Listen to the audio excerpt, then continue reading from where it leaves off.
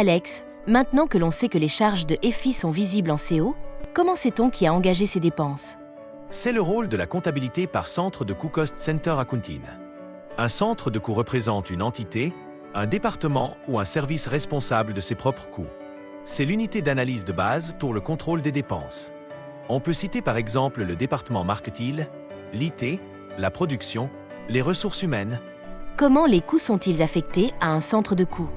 Lors de la saisie d'une écriture de charge comme une facture fournisseur ou une sortie de stock de fourniture, l'utilisateur doit obligatoirement imputer la dépense à un objet analytique. Le plus souvent, c'est un centre de coûts. Ainsi, chaque dépense est immédiatement rattachée à un responsable. Et que fait-on de ces coûts une fois qu'ils sont sur les centres de coûts? On peut faire deux choses.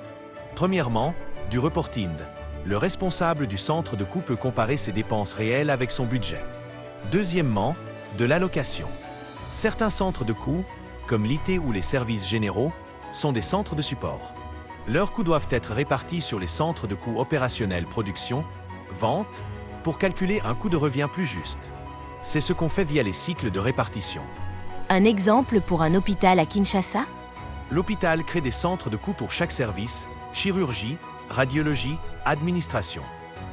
Quand le service des achats enregistre la facture d'un nouveau scanner, il l'impute au centre de coûts radiologie.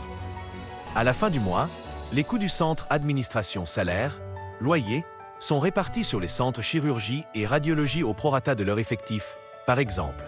Le directeur peut ainsi analyser la performance de chaque service. C'est la base de la responsabilisation et du contrôle budgétaire.